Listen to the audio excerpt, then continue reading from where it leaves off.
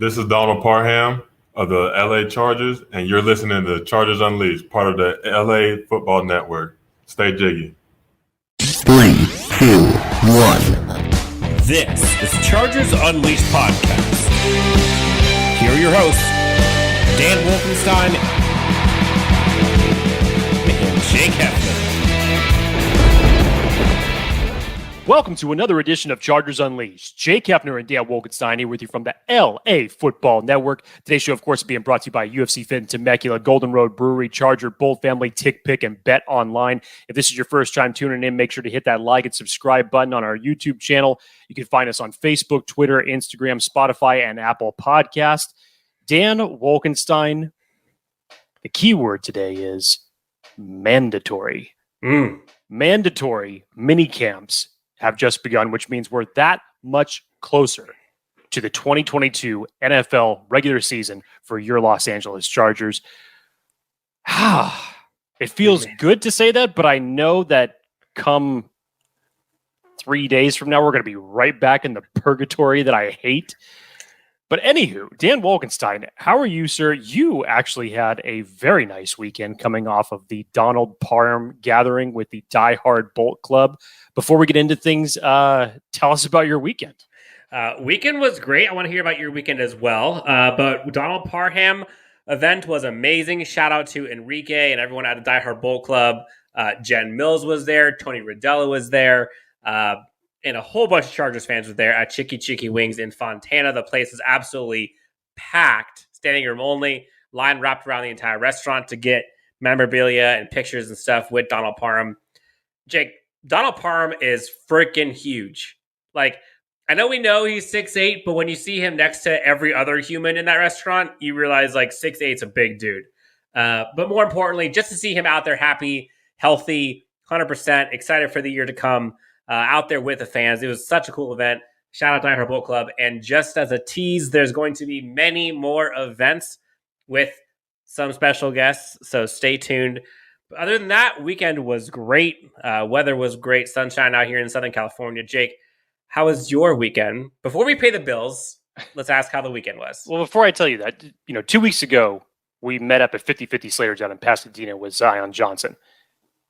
Obviously, size-wise, from a width standpoint, Zion's got Donald beat. But we took that picture next to Zion Johnson, and obviously he's a big man in himself.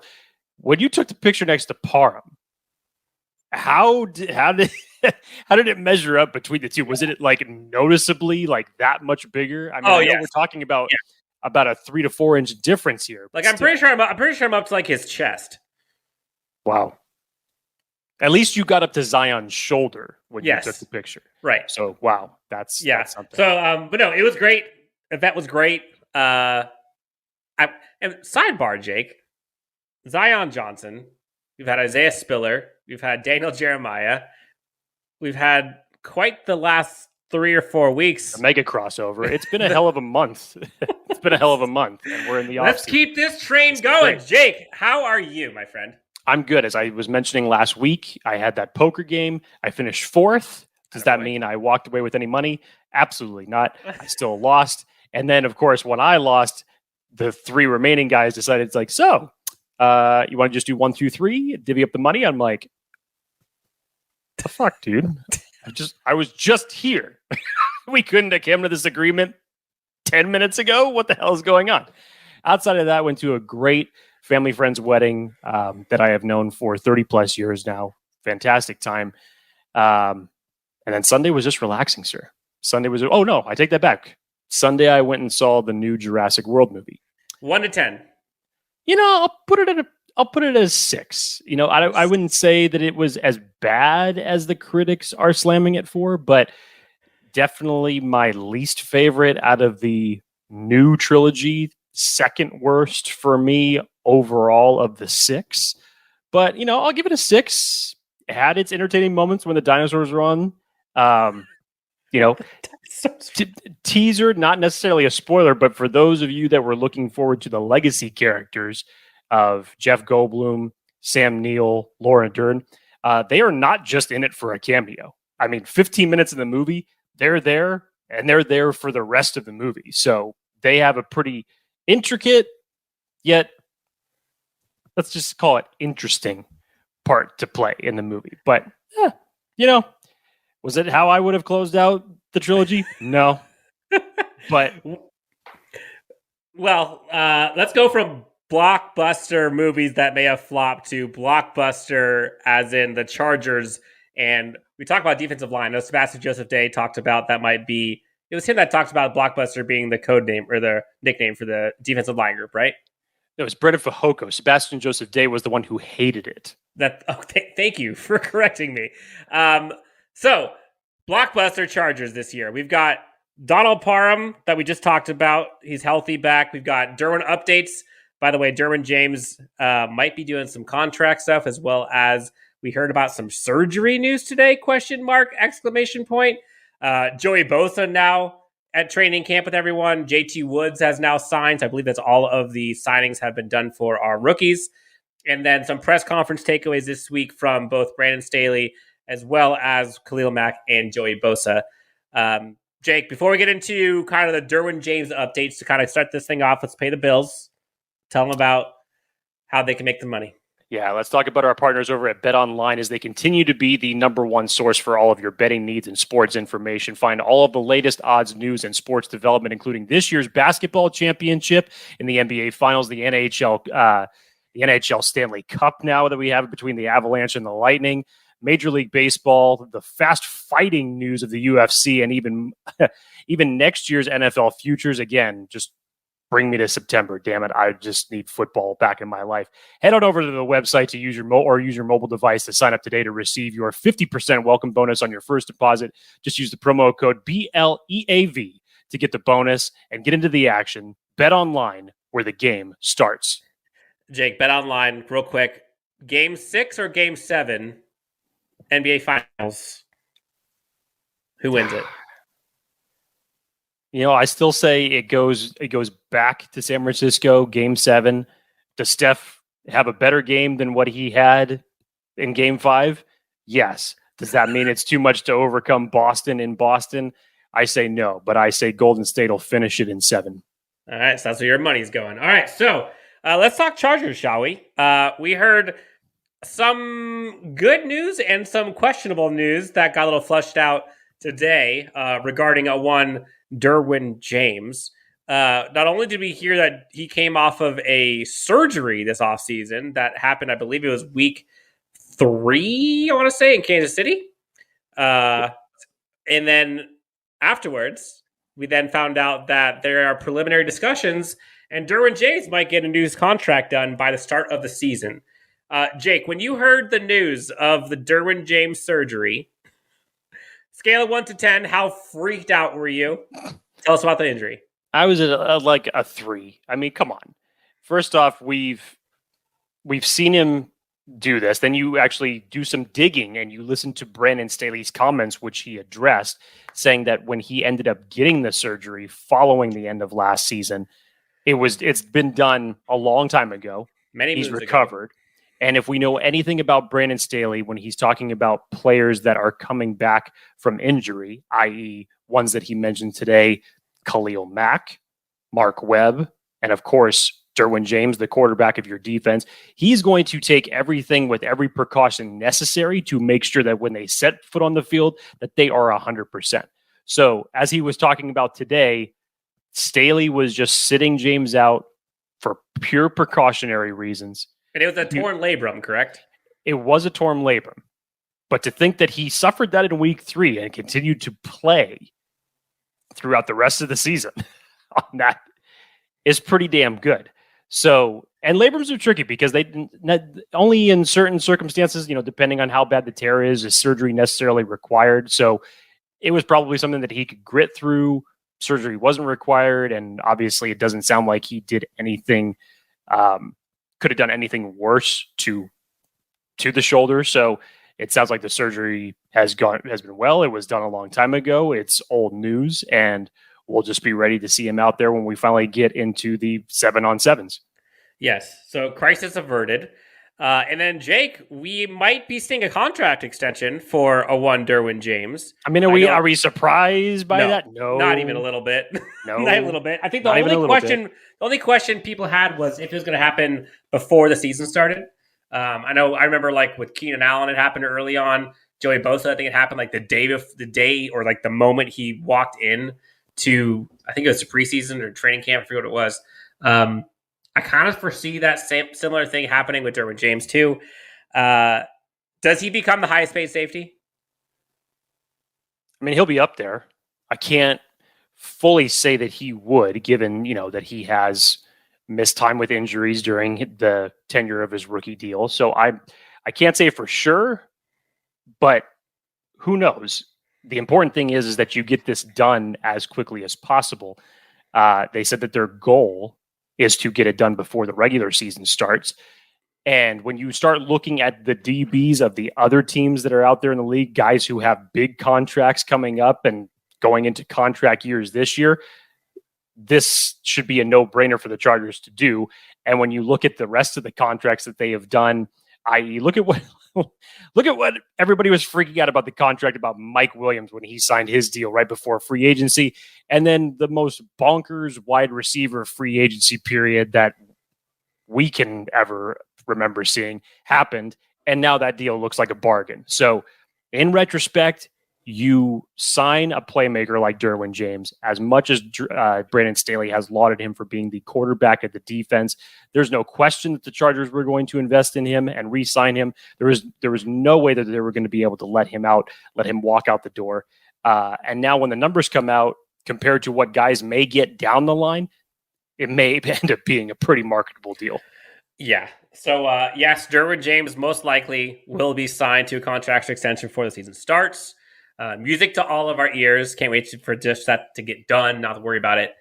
All right, moving on. So we had a few press conferences. One, Brandon Staley, Khalil Mack, and Joey Bosa came to the press conference. Brandon Staley off the top, which kind of leads into Joey Bosa a little bit. Brandon Staley had a quote I thought was interesting where he said, "I think that we've had an outstanding offseason program. I'm really appreciative of our attendance. It's been perfect attendance.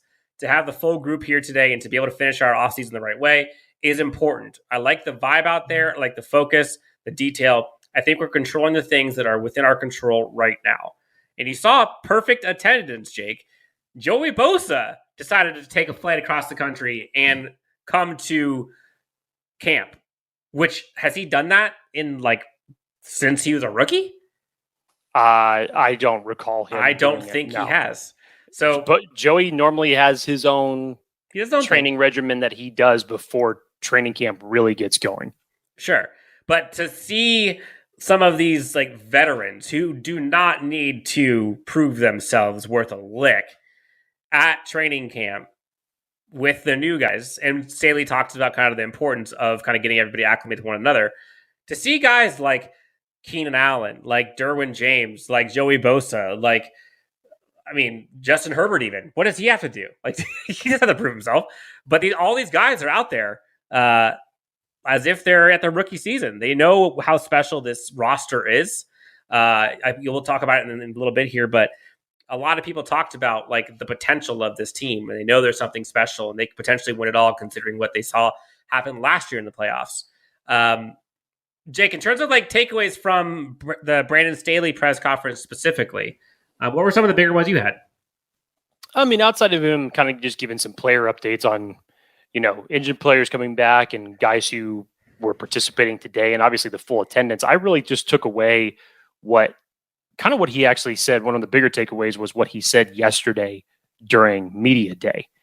And when they were talking about the expectations for this upcoming season, the first thing that Staley says is, half the guys that we had on this team are not here right now. And so he basically just said that you're going to have to rely on the players to dictate the culture and the way that I'm now paraphrasing here, but basically the mindset moving forward in all three phases of the game, both offensively, defensively, on special teams.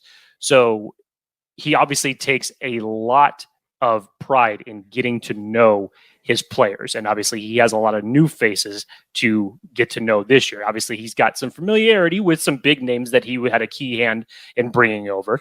And from his standpoint, he emphasized again that he's not seeing all of this for the first time anymore. This is year 2. He feels like he's further along now than where he was last year in terms of his readiness, his preparation, and the same with the rest of the guys coming in because, hey, guess what? Justin Herbert didn't have to change an offensive scheme for the first time in 6 years. So continuity, people, it's a beautiful thing to have. It is. Brandon Staley talks about kind of the types of guys that are now in this locker room. He said, when you bring in the right type of guys, they like playing ball. I think that's what we've done. We've brought in a bunch of guys that really like playing ball and like doing all the hard parts of football. It's exciting to join up with this group for sure. You mentioned some of the guys that were either injured or coming back. He mentioned Mark Webb. He mentioned, this was interesting, Jake. He talked about like how important he was and how much of a role he was going to have last year before the injury.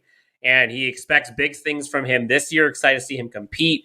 But him expecting a lot from Mark Webb kind of perked my ears because like that's one of the names that you don't really think of at first when you're thinking about this like secondary. Everybody talks about Derwin, Nazir Adderley, J.C. Jackson, Asante Samuel. Mark Webb was kind of a darling for a bit before getting injured last year. Yeah, former 7th round pick last year in 2021. And people should take note of Brandon Staley mentioning that. And not only mentioning him, but speaking that strongly about him. That they have a lot of expectations for him this year, that they felt that he was a guy that was going to get a lot more playing time before he ended up going down with his injury last year. And Dan, we said it on the mega crossover. It was Hagelin that brought up the name, if I'm right. Guilty as charged, Steve Hagelin. We said who were some guys that would possibly be surprise cuts come the regular season. And Hagelin was quick enough to note Alohi Gilman, because when you look at all the moves that have been done now in the secondary, he could be one of these guys that's on the outside looking in. And now you see the expectation and the praise from Brandon Staley today when Mark's not even fully practicing yet. So there's a lot of expectations that they can do, that they have for him, obviously with his skill set and versatility from coming out of college. There's a lot of places that you can put Mark Webb, and he was having a very strong preseason and very early in the regular season, just before he went down. He was showing some good flashes early on in his rookie season. So happy to hear that type of praise and those expectations that they have for him. And hopefully Mark Webb can come back off the injury and be successful. Yeah. And you think, I haven't heard Staley say a word about Alohi Gilman this offseason, which one doesn't really say anything well. But then you think about like athleticism, right? Like Nazir Adderley, you got Mark Webb, you've got JT Woods now, you've got Derwin James. Like at this point, at best, Alohi Gilman is probably safety 5. At best. That's not a bad number to start with. It's not a bad number to start with. That's for sure. No. So Mark Webb was the guy he talked about. Another guy he talked about, Jake, which I thought was interesting, was Bryce Callahan. Somebody asked him like what was kind of important about him or what he liked about him. And Brandon Staley talked about his calmness and his impressive processing and diagnosis abilities, and mentioned his unique combination of quickness and lower body strength along with long speed, which I thought was interesting. He said that usually quickness and deep speed is a rare thing to have. I'm paraphrasing, but those two things together are rare. Either you have quick or you have deep speed. He said he likes the fact that Callahan has both, and with his lower body strength, he doesn't get bullied around very often. So he's pretty high on Callahan, specifically in the slot. So the secondary is going to have a whole lot of competition. And I think that's Brandon Staley's probably favorite thing about this offseason. Is he talked about it. Like, there's going to be secondaries brought in every single year. And this year he brought in like 6. So, well, Dan, you touched on this a couple weeks ago when we were talking about the secondary, even when we were talking about it when J.C. Jackson was brought into this team. So not to make a big deal about this, because nobody should. We're talking about the first day of mandatory minicamps. Let's not forget, people, we're still in June. So take this with a grain of salt, okay? Sure. So here was your starting secondary that was out there during 11-on-11s in nickel package. Nasir Adderley, J.C. Jackson were at safety. Asante Samuel Jr. and J.C. Jackson,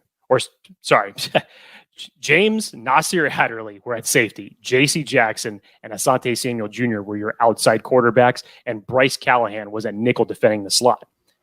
So who am I not talking about? I didn't mention Michael Davis, who was the tall athletic guy. in. Yeah, who was rotating in as an outside cornerback with the second team. Okay, so however much weight you want to put into that, go nuts. Feel free if you want to. It probably doesn't mean much in June. I think it does. I think it does. I think it's CB3. I'm not saying that it means nothing.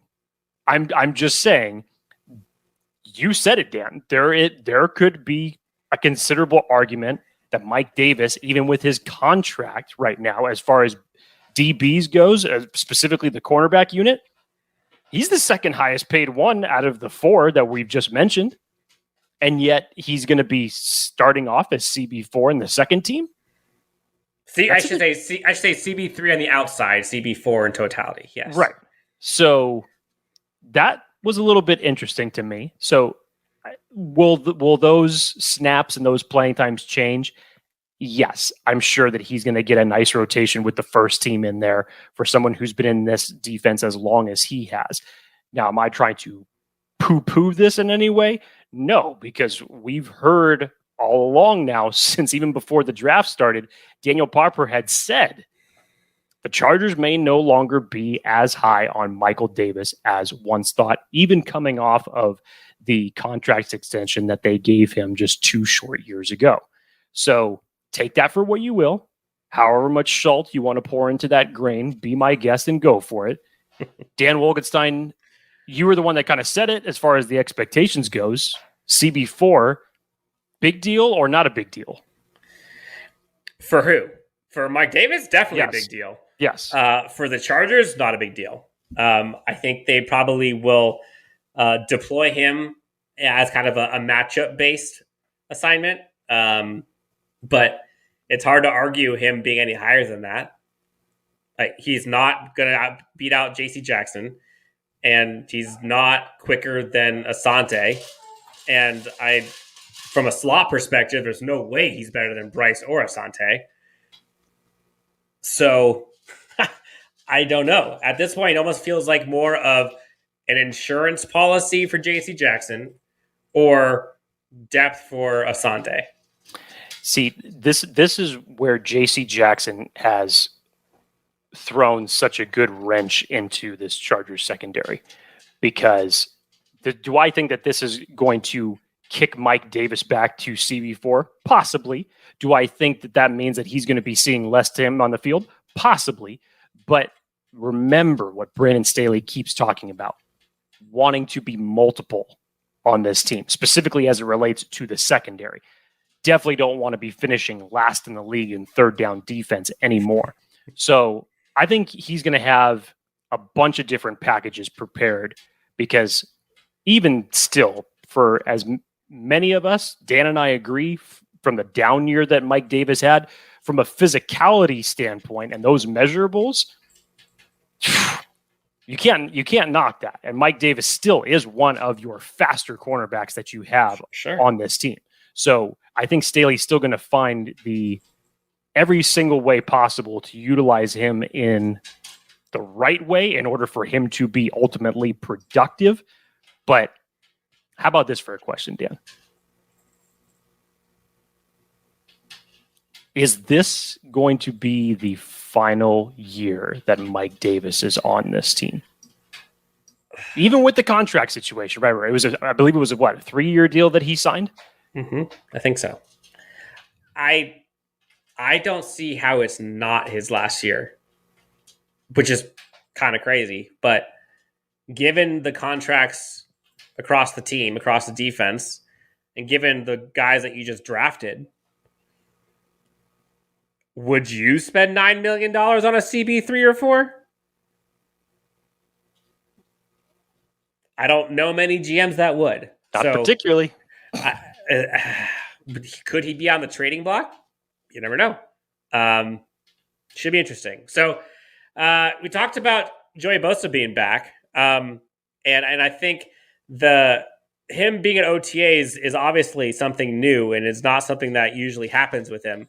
And Brandon Staley talked about him spending that extended period of time with the team.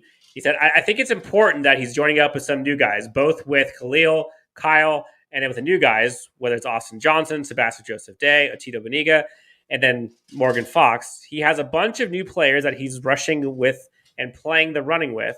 We really wanted to make sure that the chemistry started to express itself in the springtime. Jake, we're already hearing Staley talk about expressing things.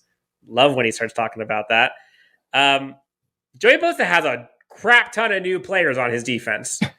And so I think it was Joey, he mentioned one of the coaching staff was like calling him constantly, telling him to come into OTAs, and finally decided that he was going to go in. Yes, it was a change of scenery. Yes, it was a change of habit from what he's done years prior. But I think he's talked about how much he's liked it and what he's gotten out of it. So Joey Bosa, Big Bear, is also shown now at OTAs. And so Staley talked about perfect attendance, barring the injury stuff, which it hasn't happened, and we're past those. So, it's amazing to see whether it's veterans, all-stars, Pro Bowls, rookies, all together. It's a new team, but it's year 2 for Staley and a lot of dudes that know this scheme now in its second year. Yeah, I really actually liked how this whole thing with Bosa arriving for mandatory minicamp came about, because as he has expressed, him and his brother Nick, they usually go off and they do their own thing, and they go down to Florida and they train together around this time of the year. So sometimes they show up, sometimes they don't, but they're just not usually there for the initial parts of this. So this was encouraging, especially to hear that it was Coach Smith who has recently shifted over from being the interior defensive line coach and is now coaching the outside linebackers. So it was Coach Smith who actually was calling Bosa and encouraging him to get his butt down to Southern California early. And again, you're talking about a coach that has been with Joey Bosa since he arrived on this team. He's actually one of the longest tenured coaches to go through the Mike McCoy coaching tree, the Anthony Lynn coaching tree, and now retained, obviously, for Brandon Staley's coaching tree. So Coach Smith's voice obviously matters to Joey. And I thought that was just an interesting thing to say, that of all people, that it was Coach Smith that actually was calling him early. It wasn't a player. Do you think Coach Smith called him last year? He could have. Who knows? And maybe this is kind of what Joey went into in his next sentence, was just then he started going into the collected vision of what Coach Staley's feeling, what the players are feeling, as far as just there's a different vibe in this team right now. There's a different vibe for where they feel that they can go this year and what they can do. So I'm sure that was probably the intangibles of it, but hearing that Coach Smith, not a player, a Coach Smith was able to reach out to him and encourage him to come down to mandatory camp. I liked that story. I really did. I thought that was cool. Yeah, and both have talked about kind of like the cohesiveness of this team and the defense specifically. And he kind of went into detail of Brandon Staley's second year. He said, I think year 2 is definitely a great opportunity, because being together all last year, it's really hard to make things work in the first year together under a new scheme, new coaches, everything. I think that we have a great opportunity having a lot of guys that have been in it for a year now. He's bringing in guys that he's known from other teams, so it's kind of becoming a nice, cohesive unit. And he says that apparently from here on out, he says that he's going to start making it out there now a week or two early before a mandatory mini camps starts. Oh. So how about that?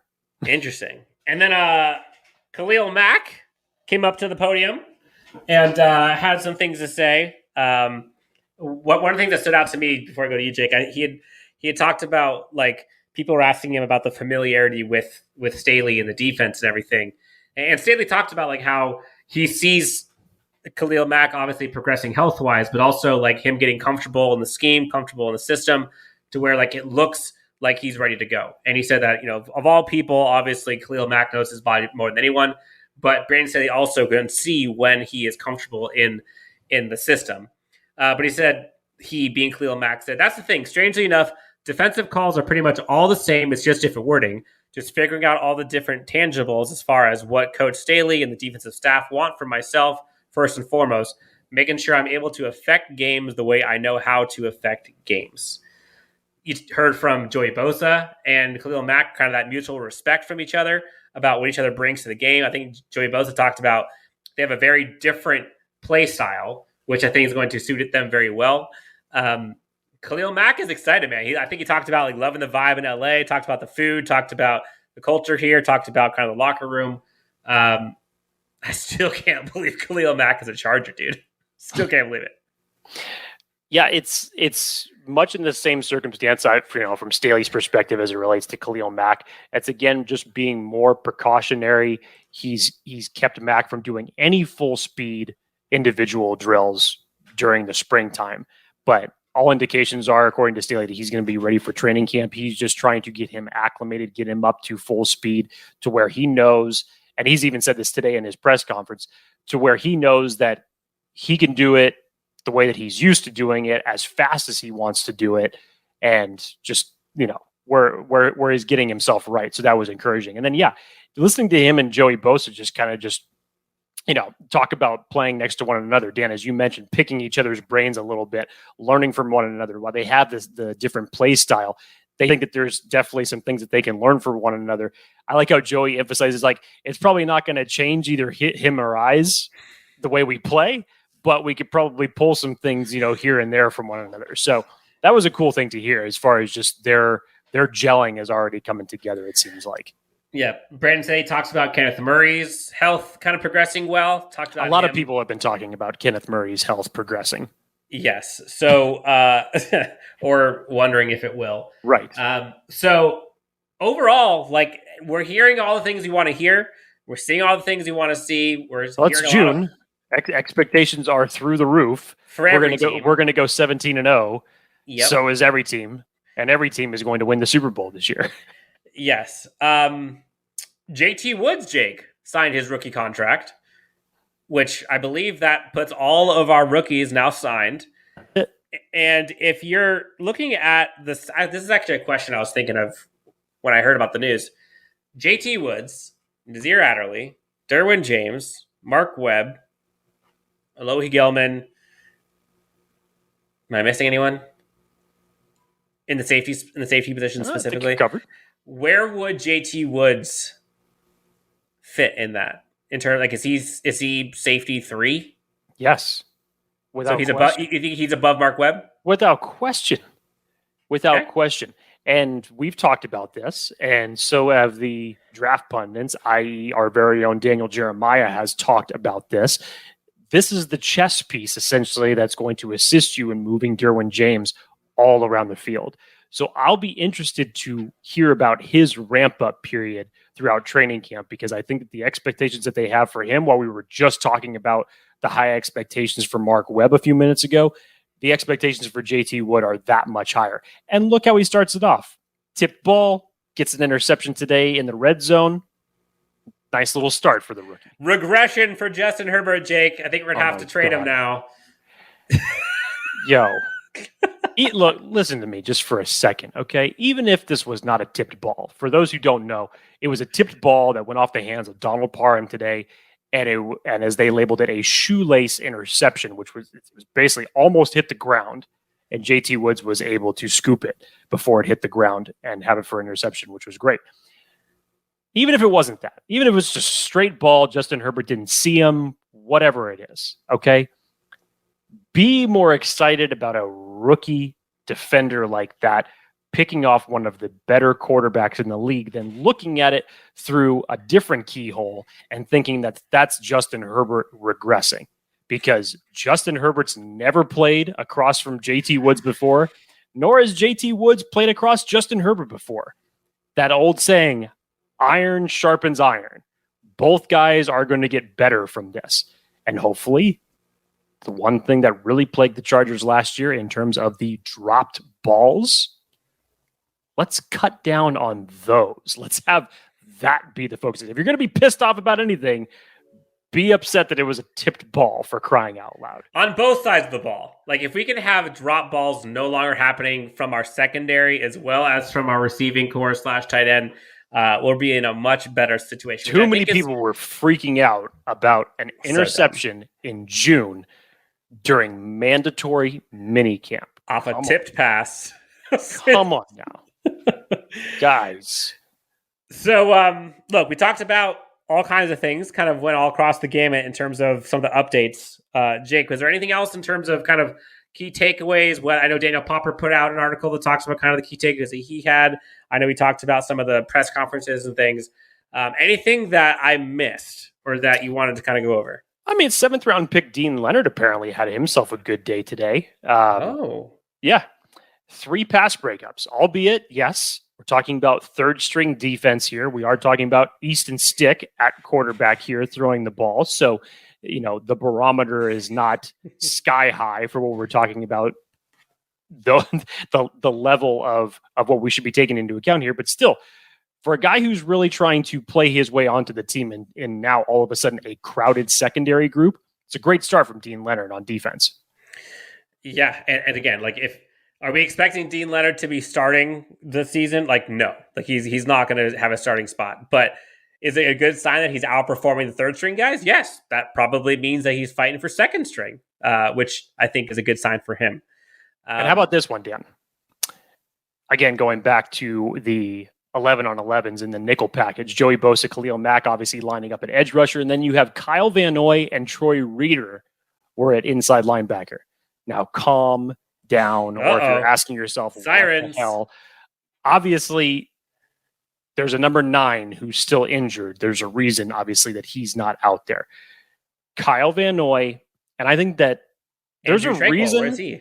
Right. I don't know where Drew Tranquil was in this circumstance, but honestly, guys, I wouldn't worry about that. Just don't worry about that. Nobody's going to be coming in and all of a sudden unseating Drew Tranquil from his starting spot at inside linebacker. But Kyle Van Noy, this is really interesting because a lot of people have been talking about this. Dan, I still see him as edge 3 for this team. I see him only stepping in at inside linebacker should it be an emergency situation. But Van Noy's still getting asked this question. So is Brandon Staley, and both of them have played it pretty close to the chest. Brandon Staley will not name him an edge defender or an inside linebacker. And they have apparently come to this agreement that they have this plan and how they're going to utilize him. Could it be a mixture of both? Who knows? I would assume that that's what's going to be it on certain packages. I mean, it's nice when you could say that your edge 3 is Kyle Van Noy. I mean, you could just stop your sentence right there and feel good about it. But this will be interesting to see how Staley and more notably Ronaldo Hill is going to employ him on defense. Yeah, the last quote or the last press conference thing that I found that was actually kind of funny was, I think it was Daniel Popper was asking Joey Bosa about Chris Rumpf, and he asked him about his nicknames. I think he's called like String Bean or Green Bean. And, this is great. And he said, no, he's got a little bigger than that. He's no longer Green Bean, but maybe, or String Bean, but maybe he's Asparagus now. And the whole room just busted up laughing. Yes. So I guess Asparagus is now going to be his new nickname. No longer Diamond in the Rump, Asparagus. So I guess green beans can grow up too. Jake, anything else you want to tell the good people? I know this is a rapid fire episode, all kinds of stuff going over. Anything else you want to discuss before we head out of here? I think that's it. We'll see what the next day of mandatory minicamp has to offer. See if we can, get any more play highlights. There wasn't that many big notable ones outside of the ones that we had already described. But it's good to see the team back, especially in full participation mode, having the entire team there and getting started. This is the type of preparation that's going to lead to should lead to a nice training camp. But we always got to enjoy these times because after this, we go right back into purgatory. And it's the time I hate, trust me. So itching to get to training camp, itching to get to August to start preseason. We're so close. God. Remember just a few short years ago, Dan, when just nobody wanted preseason football? Who are they? I don't know, but I will fight you for those people that believe that, because I'm sorry, I need football in August. I need it. I know some people may feel like it's useless, but if I had to go honestly from February to the following September for any legitimate type of football, or just any semblance of football, because I know some people don't consider preseason valuable whatsoever. Yeah, I might lose it. Honestly. Yeah, I don't blame you. So I will say, for folks who have not seen, Drew Tranquil has a podcast.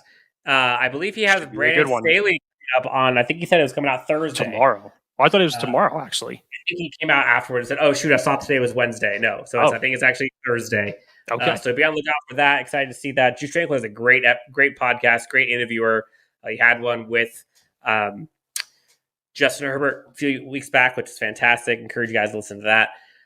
But until then, we'll probably be coming to you one more time this week before we get to the weekend. For Jake Hefner, you can find him at Jake T. Hefner, myself at Chargers Homer. Again, you can find us on Instagram, Twitter, Facebook, YouTube. Be sure to subscribe, hit the like button, turn on the bell notifications so you can find out what we're doing next. We are not done. We have some special things brewing here on Chargers Unleashed and LA football. So be sure to keep tuning in. Be sure to subscribe, and we will talk to you next time on Chargers Unleashed.